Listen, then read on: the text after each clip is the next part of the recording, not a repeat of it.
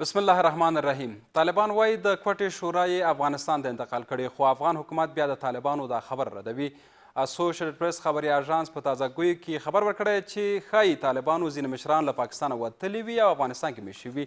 دا خبره داسې مهال خپریږي چې د تېرې اکتوبر میاشتې په وروستیو کې پاکستان طالبانو ته ګواښ وکړ که سولو خبرو کې ګډون ونه کړي یاد هیواد دې پرېږدي. د طالبانو ویان ان ویلي چې رهبرۍ شورا څو میاشتې وړاندې افغانستان ته خپل ځای بدل کړی. نیویارک ټایمز هم د یو مطلب په خپرولو سره د طالب چارواکو له خولې ویلي چې عدلي جلب او جذب دعوت او ارشاد کمیسیونونه سویلي هلمند ته لیږدول شوي او دغه ډله هڅه کوي چې خپل مشران او ځینې کمیسیونونه ارزګان ته ولیږي.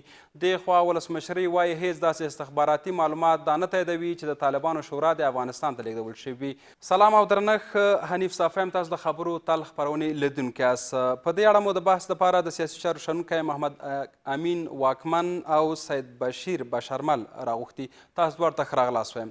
واکمن صاحب، که لومړۍ پوښتنه تاسو نه پیل کړو، که طالبانو دا د کوټې شورا افغانستان ته را انتقال کړي وي، په افغان حکومت به یې اغېزې څه وي او په سیاسي وضعیت به یې اغېزې څه وي؟ خپل احترامات تاسو تلویزیون درنو لیدونکو ته اورو. که هغه ډلې چې په پاکستان کې جوړې شوي دي د پاکستان د استخباراتو آیسای لخوا تمویلیږي او د کوټې شورا، د پېښور شورا، دا ټول هغه ډلې دي چې د افغانستان د منافعو په ضد باندې تل قدم اخیستی دی.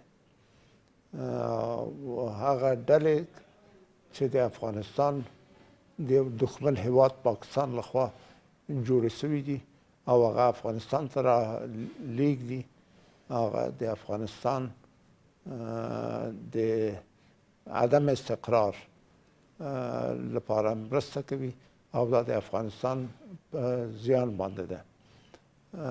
دا چې د افغانستان حکومت وایي چې دلته نه دي راغلي، زه نه پوهېږم د افغانستان د حکومت د استخباراتو شبکې څومره فعاله دي چې په دې باره کې دوی څخه معلومات لري که نه لري. ولې دا چې د هلمند یو لوی ولایت چې یو وخت کې امریکایانو چې دا پروژه شروع کړې وه، دې ته یې ویلې چې فوډ باسکټ آف د ایسټ، یعنې دا به د ټول ختیځ لپاره د غلو دانو یو زیرمه وي او دا لوی ولایت ته په دې کې اولین کرت امریکایانو دا پروژه شروع کړه. 21 میلیونه ډالر یې افغانستان ته پور ورکړه چې په هغه وخت کې دا ډېرې پیسې وې. دا پروژه شروع شوه، دلته بین المللي هوایي میدان راغی، یو څه راغله چې بالاخره هغه د دې پروژې ښه سروې نه به شوې، یو لړ د دې پروژو لکه هوایي میدان چې بیا سقوط یې وکاوه. دې ته بیا د ایسټ ټکساس ایرپورټ، امریکا په ټکساس کې داسې یو میدان هوایي جوړ کړی و چې په هغه کې ډېرې پیسې ولګېدلې، ولې هغه نه کار وانخیستل شو. د افغانستان د هلمند ولایت کې یو لوی میدان جوړ کړ، کار ترې وانخیستل شو. مطلب دا ده د دغه مثالونه چې دا د امریکا لویه پروژه وه چې د هلمند ولایت ته یو لوی تجارتي مرکز جوړ کړي، هغه ونه شو. او اوس د هلمند ولایت په د جنګ په وخت کې د افغانستان دغه دومره قواوې او مجهزې قواوې او 3 لکه قواوې چې اکثرت په هلمند کې دي، دا نشي کولی د طالبانو مخه ونیسي او د هغو د جنګونو مخه ونیسي. دا یو ماهر العقوله خبر ده، یعنی یو سالم نظر دا نشي منلی چې ولې دوی دا کار نشي کولی. خو خپله د طالبانو راتګ هلمند ته دا به د افغانستان په سیاسي وضعیت څه اغېز وکړي؟ که چېرته داسې چې هغه دوی رښتیا هم راغلي دلته، دا د افغانستان لپاره یو لوی خطر ده او دلته د حکومت په منځ کې یو بل حکومت جوړیږي او یعنی افغانستان به 2 حکومته ولري، یو به مرکزي حکومت کابل وي او یو به بل په هلمند کې د طالبانو بل مرکز وي او هغه ورو په ورو ورځ په ورځ به تقویه کیږي او دا به بالاخره افغانستان په 2 برخو ویشل کیږي او په نتیجه کې به امکان لري یو به له منځه ځي او بل به قوت په لاس کې اخلي. یعنې دا استخباراتي لوبه ده که خپله د طالبانو غوښتنه ده چې خپله شورا هلمند ته انتقال کړي؟ دا ټول په افغانستان کې جنگ اصلا استخباراتي ده او طالبان چې دلته راغلي دي یا راځي دا ټول د پاکستان د استخباراتو لاس ده او زه داسې فکر کوم که دوی دلته راځي تنها د پاکستان نه بلکې په دې کې د لوی قدرتونو لاس هم شته او دا د افغانستان لپاره لوی خطر ده. ډېره مننه. ښاغلی بشر تاسو څومره موافق یاست ښاغلی واکمن صاحب خبرو سره؟ دوی وایي چې طالبان د پاکستان د استخباراتو د لاس لاندې خلک دي او اوس پاکستان غواړي چې خپل دغه خپل واک چې طالبان دي دا افغانستان ته راولیږي. دوی سره څومره موافق یاست؟ او بله پوښتنه ده آیا رښتیا طالبان په دې بریالي شوي چې کوټې شورا افغانستان ته انتقال کړي؟ سلامونه تاسو ته او د تلویزیون لیدونکو ته. دا خو کاره خبره ده چې طالبان له ورځې چې د طالبان ځواک رامنځته شول او دوی په فعالیت آغاز کړ په افغانستان کې شروع شول د دوی حرکتونه دوی د آیسای له خوا نه تمویلېده او لا تر اوسه هم تمویلیږي.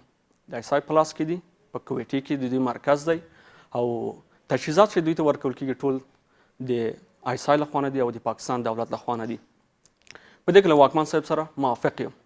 خو خبره دا دی چې آیا د رښتیا هم د کویټې شورا هلمند ته را انتقال شوی که نه؟ په دې اړه به زه ووایم چې دا امکان نه لري چې دلته راغلی، ځکه د کویټه چې ده د دې شورا لپاره ډېر مناسب ځای دی او هلته تر هغو چې په افغانستان کې دوی ونه کولی شي چې ځینې مناطق لاسته راوړي او دوی دلته یو امن سیمه ځان ته جوړ نه کړي، دوی راتللی نه شي. زموږ د افغان ځواکونه د دوی په مقابل کې جنګېدلي دي او ښه جنګ کړی او دوی ته شکست ورکړی.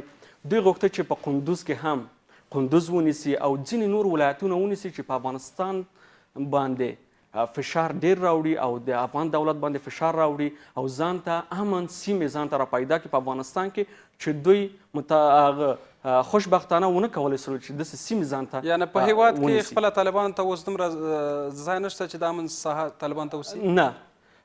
هلمند دی، هلمند کې دوی یو څه ولسوالۍ د دوی په لاس کې دي او مرزونو کې د افغان پوځ ځواکونه پراته دي.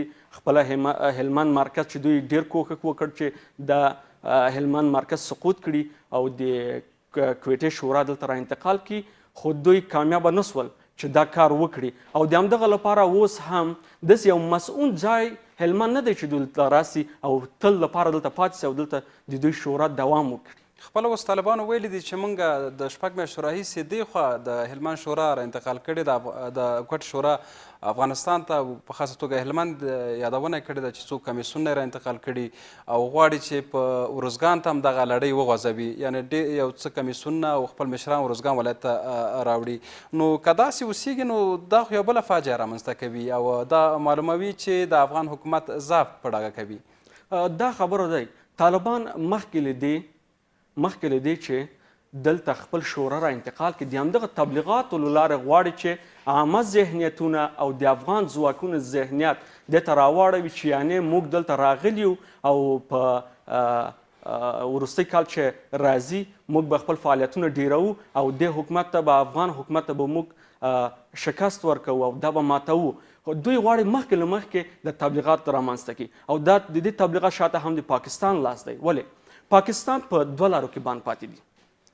یو دا چې پاکستان اوس اکثرا هیوادونه دې ته معتقد شوي دي چې پاکستان یو هیواد دی چې په منطقې کې تروریستي ډلې حمایه کوي او د همدغه لپاره د هیوادونه دې ته اړ شوي دي چې پاکستان منحص یو حامي د تروریزم په منطقې کې وپیژني.